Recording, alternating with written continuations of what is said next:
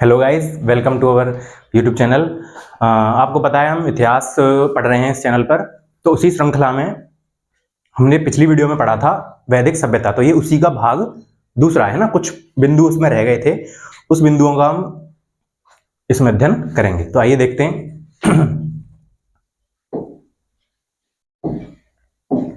देखिए, हम पिछली वीडियो में पंच महायज्ञों के बारे में चर्चा कर रहे थे, जिसमें पहला यज्ञ था ब्रह्म यज्ञ, है ना। ब्रह्म यज्ञ बोलते हैं स्वाध्याय को, ठीक है। स्वाध्याय किसको बोलते हैं? स्वयं अध्ययन करना, है ना। वेद आदि शास्त्रों का स्वयं अध्ययन करना ही स्वाध्याय कहलाता है, जिसको ब्रह्म यज्ञ बोलते हैं। दूसरा था हमारा देव यज्ञ, जिसको होम करना बोलते हैं। होम क्या बोलते हैं? हवन जो होता है ना, हवन या यज्ञ, जिसमें हम अग्नि में जो अनेकों पदार्थ डाल करके जो हवन वगैरह करते हैं, उसको हम होम बोलते हैं। और इसको देव यज्ञ इसलिए बोलते हैं क्योंकि वो जो हमारी आहुतियां होती हैं वो देवताओं तक जाती हैं, इसलिए इसको देव यज्ञ बोलते हैं। तीसरा होता है पितृयज्ञ, जिसको बोलते हैं पिंड क्रिया। पितृयज्ञ में पिंड क्रिया यानी अपने पूर्वजों को याद करके जो यज्ञ किया जाता था उसको पितृयज्ञ बोलते थे। चौथा है हमारा भूत यज्ञ। भूत यज्ञ को बोलते हैं बलि वैश्वदेव, है ना। तो देखो, बलि वैश्वदेव क्या होता है कि हम मनुष्य हैं, हमारा ये धर्म है कि हमारे आसपास जो जीव जंतु हैं उनका भोजन का, उनका आवास का, है ना, उनका भी ध्यान रखना ये हमारा कर्तव्य बनता है। तो ये कर्तव्य जो हमारे उन जानवरों के प्रति हैं, ये आर्यों ने बलि वैश्वदेव या भूत यज्ञ से नाम से बताए थे। पांचवा है हमारा अतिथि यज्ञ। अतिथि यज्ञ के बारे में आप जानते होंगे, जैसा कि नाम से विदित हो रहा है कि अतिथियों का सादर आदर या सम्मान करना, उनका सेवा करना जो है वो अतिथि यज्ञ होता है, ठीक है ना। तो ये हमारे पंच महायज्ञ हो चुके हैं। अब देखो, वैदिक सभ्यता जो थी वो मनुष्य के जीवन काल को 16 संस्कारों में विभाजित करती थी कि उसके जन्म से पूर्व से ही कुछ संस्कार तो इसमें जन्म के पूर्व से ही प्रारंभ हो जाते हैं और मृत्यु तक इसमें कुल 16 संस्कार हैं। तो आइए एक एक करके उनका अध्ययन करते हैं। पहला है हमारा गर्भाधान संस्कार, है ना। इसमें क्या होता है कि माता पिता संतान प्राप्ति के लिए गर्भधारण की प्रक्रिया करते हैं। तो ये पहला संस्कार होता है गर्भाधान संस्कार। दूसरा होता है पुंसवन, जिसको पुत्र प्राप्ति के लिए किया जाता है ना। जब हमें पता चल जाता है कि हमारे गर्भ स्थित हो चुका है माता के गर्भ में, तो उस गर्भ को पुत्र का रूप देने के लिए ये संस्कार करवाया जाता था। इसको बोलते हैं पुंसवन संस्कार, ठीक है। तीसरा होता है सीमंतोन्नयन संस्कार, है ना। इसमें क्या होता है कि माता के गर्भ में जो बालक पल रहा है उसकी रक्षा करने के लिए यह संस्कार करवाया जाता था, है ना, सीमंतोन्नयन। चौथा है जात कर्म संस्कार, ठीक है। इसमें क्या होता है, जब बालक पैदा हो जाता है तो उसको प्रथम बार मधु या शहद या घी इत्यादि उसको चटाए जाते हैं और उसके कान में एक मंत्र बोला जाता है। कोई भी मंत्र हो सकता है, लोग अपने अपनी श्रद्धा से, कोई ओम नमः शिवाय तो कोई गायत्री मंत्र, है ना, वो तो अपने जो जिस इष्ट देव को मानते हैं उस मंत्र को बच्चे के कान में बोलते हैं। पांचवा है नामकरण संस्कार। ये नामकरण संस्कार तो अब ज्यादातर लोग जानते ही हो कि बालक का नाम रखा जाता है, उसको बालक का नामकरण संस्कार कहते हैं। छठवा है निष्क्रमण। निष्क्रमण संस्कार होता है बालक को प्रथम बार घर से बाहर शिक्षा के लिए भेजा जाता है, उसको बोलते हैं निष्क्रमण संस्कार। तो आगे देखते हैं। अगला हमारा है अन्नप्राशन संस्कार, है ना। बालक को प्रथम बार कोई ठोस अन्न खिलाना, क्योंकि आपको पता है 6 मास तक तो बालक अपनी माता का ही दुग्धपान करता है, परंतु उसके बाद जब बालक थोड़ा बड़ा हो जाता है तो उसको प्रथम बार हम अन्न खिलाते हैं। उस दिन जो संस्कार होता है उसको अन्नप्राशन संस्कार कहते हैं। आठवां है चूड़ाकर्म। चूड़ाकर्म संस्कार बोलते हैं बालक के मुंडन कराने को, है ना, यानी बालक के बाल जो होते हैं सिर के उनको काटा जाता है और ये चूड़ाकर्म संस्कार नाम से जाना जाता है ना। नवा है कर्ण वेद संस्कार। कर्ण वेद जैसे आपको समझ में आ रहा है, ये 2 वर्णों से बना है, कर्ण और वेद। कर्ण बोलते हैं कानों को, वेद यानी वेदना, यानी प्राचीन समय में क्या था, स्त्री और पुरुष दोनों ही कानों में आभूषण पहनते थे, कुंडल वगैरह, है ना, प्राचीन काल में। अब तो केवल स्त्रियां पहनती हैं, लेकिन प्राचीन काल में पुरुष भी पहनते थे। तो बालकों के कर्णों को वेद करके यह संस्कार किया जाता था। अगला है हमारा विद्यारंभ संस्कार। जब बालक 5 वर्ष का हो जाता था तब यह संस्कार प्रारंभ होता था। इसमें बालकों को पहले पहले स्वर और व्यंजन आदि मूलभूत जो ज्ञान है भाषा का उसको दिया जाता था, ठीक है। उसके बाद है उपनयन संस्कार, है ना। उपनयन संस्कार होता है, इसमें बालक को यज्ञोपवीत पहनाया जाता है ना। प्राचीन काल में आर्य लोग क्या करते थे, आर्यों की पहचान होती थी कि वो एक सूत का धागा पहनते थे, जो कि पहचान होती थी कि ये आर्य व्यक्ति है। तो ये बच्चों को प्रथम बार जब पहना जाता था उस संस्कार को बोलते थे उपनयन संस्कार, है ना। अगला संस्कार है हमारा वेदारंभ, है ना। ये भी आपको शब्द से समझ में आ रहा होगा कि वेद और आरंभ, यानी जब बच्चे को वेद आदि शास्त्रों का, चारों वेदों का जब ज्ञान कराना प्रारंभ करा जाता था गुरुओं के द्वारा, तो उस संस्कार को बोलते थे वेदारंभ संस्कार। अगला संस्कार है केशांत संस्कार, है ना।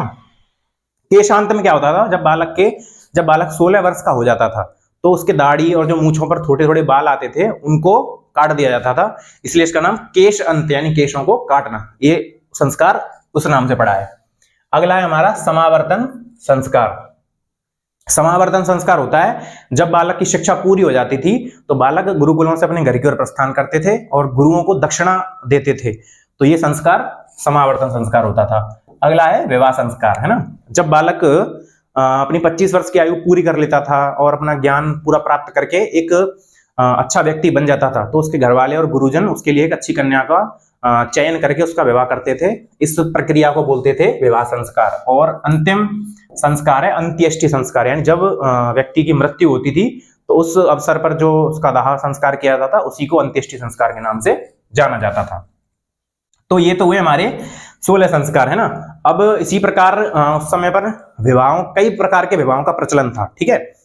वैसे तो अधिकतर जो व्यक्ति होते थे वो एक पत्नी रखते थे, परंतु कई व्यक्ति ऐसे भी होते थे, राजा वगैरह, जो संधियों के तहत अनेकों पत्नियां भी रखते थे, लेकिन अधिकतर एक ही पत्नी का प्रचलन था आर्यों में, है ना।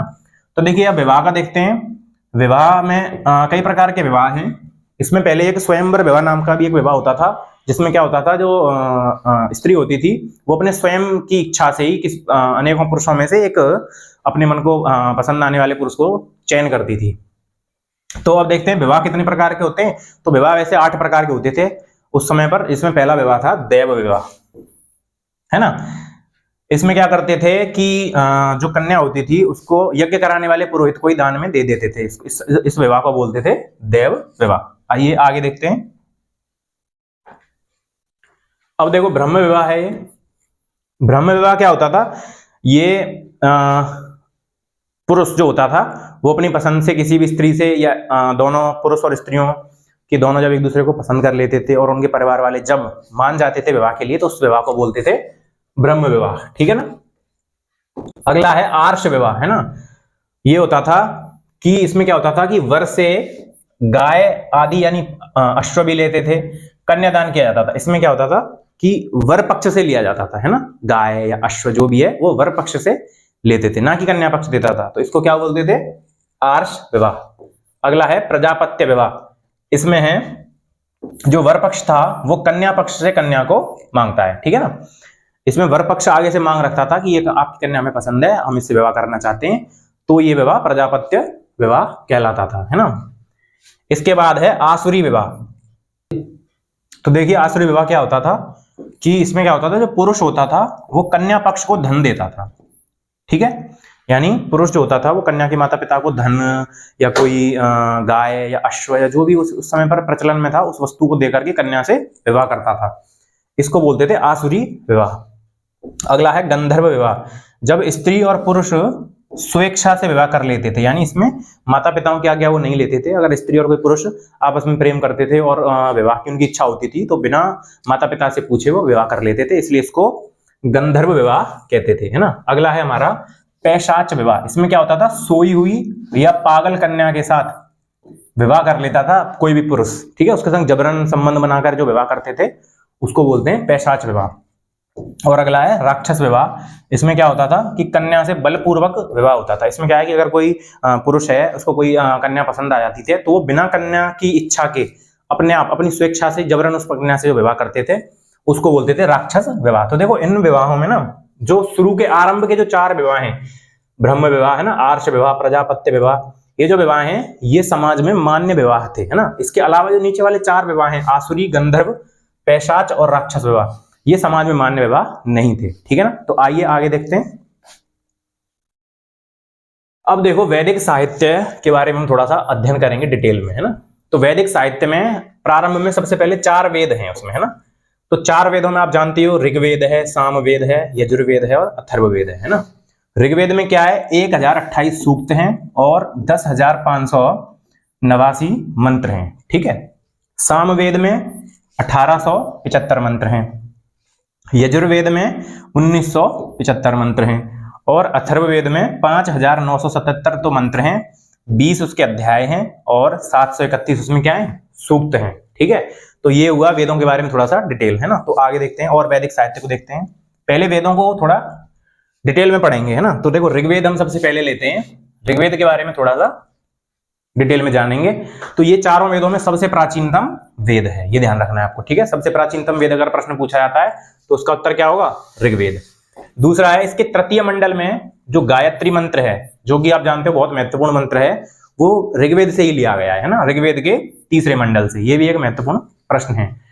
ऋग्वेद में कई प्रकार की नदियों का भी वर्णन है, जिसमें से मुख्य जो नदी है सिंधु नदी, उसका नाम उसमें हिरण्यनी दिया हुआ है। ठीक है, एक बात और याद रखना कि वैदिक सभ्यता के लोगों के लिए जो पवित्रतम नदी थी, जैसे अब वर्तमान समय में हिंदुओं के लिए, हमारी सभ्यता के लिए सबसे पवित्रतम नदी गंगा नदी है, उसी प्रकार आर्यों के लिए जो सबसे पवित्रतम नदी थी वो थी सरस्वती नदी। ठीक है, तो अब देखो और देखो, पाणिनि की जो अष्टाध्यायी है ना, ये एक व्याकरण का ग्रंथ है संस्कृत का, पाणिनि की अष्टाध्यायी।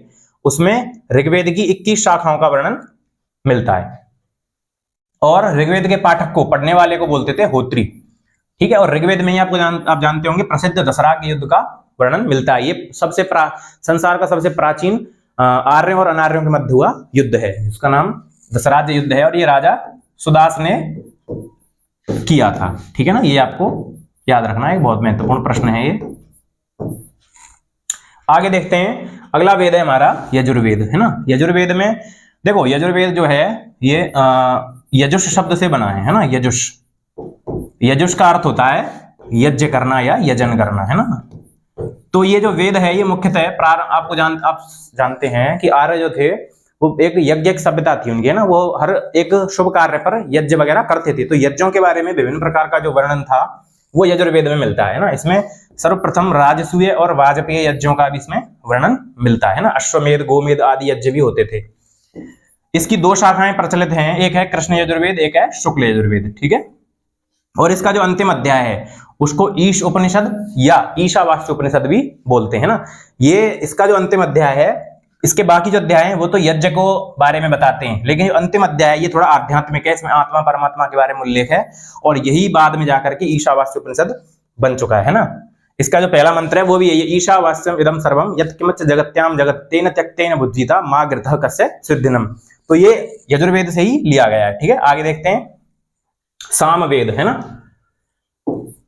सामवेद का जो है मुख्य रूप से ये समन शब्द से बना है ना, समन बोलते हैं संगीत को। तो ये जो वेद है ये संगीत पर आधारित है ना, ये संगीत का सबसे प्रमुख जो वर्णन मिलता है वो सामवेद में ही मिलता है। इसके पाठक को बोलते हैं उद्गाता, क्या बोलते हैं, उद्गाता। और ये सबसे प्राचीन भारतीय संगीत का ग्रंथ है ना। इसमें सबसे पहले मुझे उल्लेख मिलता है वो सामवेद में ही मिलता है संगीत के बारे में। अगला और अंतिम वेद है हमारा अथर्ववेद। अथर्ववेद में रोग आदि निवारण के मंत्र मिलते हैं इसमें।